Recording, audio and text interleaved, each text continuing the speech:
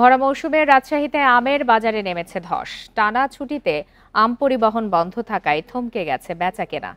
পাইকারি বাজারে লক্ষণভোগ আম বিক্রি হচ্ছে কেজি প্রতি 15 টাকায়। ল্যাংড়া হিমসাগরের দাম প্রতি কেজি 35 টাকায় নেমেছে। গেল বছর দাম ছিল এর চেয়ে 1.5 থেকে 2 গুণ বেশি। তবে টানা ছুটি শেষ হওয়ায় আবারও আমের বাজার চাঙ্গা হওয়ার আশা করছে কৃষি বিভাগ। বান্ডেল থাকলে প্রতি সেনমানিতে টাকা বাঁচবে। বিকাশ সেনমানি বান্ডেল কিনে জিতুন প্রতি লেনদেনে। আমের জন্য বিখ্যাত রাজশাহী, ক্রেতা বিক্রেতাদের হাঁকডাকে মুখরিত বানেশ্বর হাট। তবে এবার এই বাজারে নেমেছে ধস। আমের ভরা মৌসুমে ঈদের লম্বা ছুটিতে নেই কেনাবেচা। মন প্রতি লক্ষণভোগ বিক্রি হচ্ছে 600 থেকে 700 টাকায়, আর হিমসাগর ও ল্যাংড়ার দাম প্রতি মন 1400 থেকে 1600 টাকা। বাগান মালিকরা বলছেন, টানা ছুটিতে কুরিয়ার সার্ভিস বন্ধ থাকায় ঢাকার বাজারে আমের দাম পড়ে গেছে। এই কারণে পাইকারি পর্যায়ে কমেছে দর। শহরের লোকগুলো প্রায় অধিকাংশ লোকই সব গ্রামে চলে এসেছে। শহরের লোকজন না থাকার কারণে যে যেখানে আম পাঠিয়েছে সব আমগুলোই ধরা। আম ব্যবসায়ীরা বলছেন, গত বছর রাজশাহী অঞ্চলে আমের উৎপাদন কম হওয়ায় দাম ছিল বেশি। এই বছর উৎপাদন বেশি হওয়ায় দাম নিম্নমুখী। বেশি আম হয়েছে এর জন্য হাতে একটু বাজার একটু কম, এর লাগে দাম একটু কম, ফলন হয়েছে বেশি। 550, 700, 800 বিক্রি হচ্ছে। আঠি গুঠি 750, 800।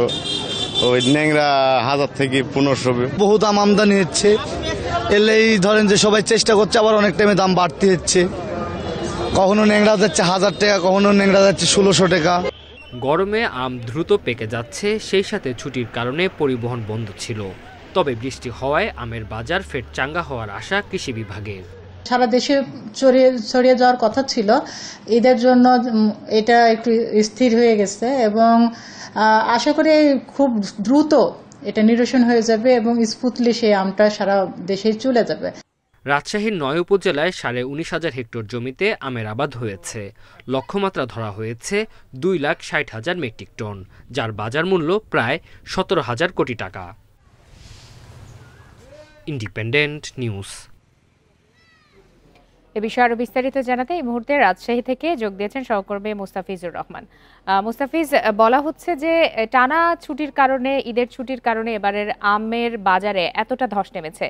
দুদিন হলো তো অফিস আদালত খুলেছে, সেক্ষেত্রে আমের বাজারে কোনো ধরনের প্রভাব কি পড়েছে?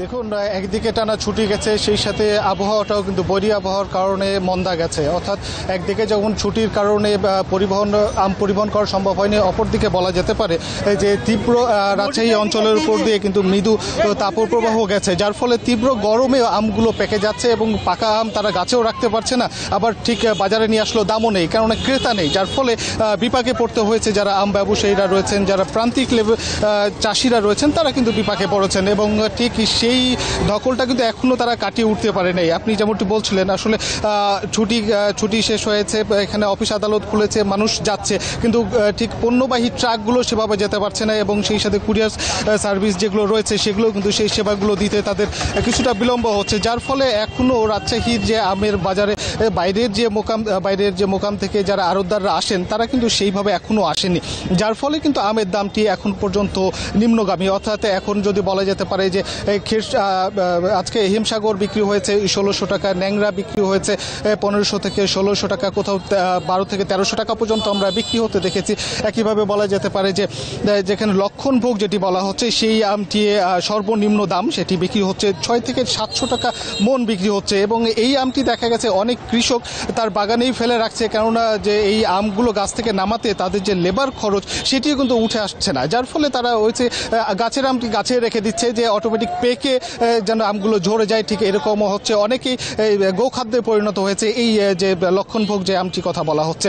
এবং আম যারা আছেন এখানে, যারা আম চাষিরা রয়েছেন, তারা বলছেন যে এখানে তারা এই হাটে নিয়ে এসে অনেকটাই হতাশ, কেননা দাম নেই, দাম না থাকার কারণে তারা এখানে যেই দামটি পাচ্ছেন সেই দামে তারা বিক্রি করে দিতে অনেকটা বাধ্য হচ্ছেন, কেননা গাছে তো রাখতে পারবে না।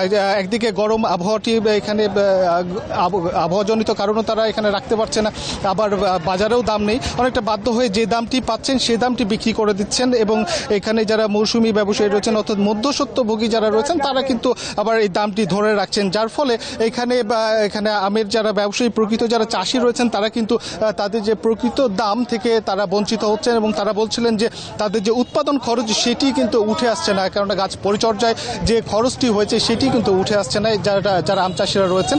তবে এখন পর্যন্ত এখানে যারা কৃষি সম্প্রসারণ অধিদপ্তরের যে কর্মকর্তারা রয়েছেন তারা বলছিলেন এই মন্দা হয়তো আরও 1-1 সপ্তাহ সময় লাগবে, তারপরে হয়তো কিছুটা আমের বাজার চাঙ্গা হতে থাকবে এবং হয়তো আমের চাষিরা তারা তাদের যে প্রাপ্যতা বা তারা যে দামটি চাচ্ছেন হয়তো সেই দামটি পেতে পারবেন। এটি কিন্তু কৃষি সম্প্রসারণ অধিদপ্তর থেকে বলা হচ্ছে। এই ছিল রাজশাহীর আমের বাজার থেকে সর্বশেষ। জানাচ্ছিলেন সহকর্মী মুস্তাফিজুর রহমান।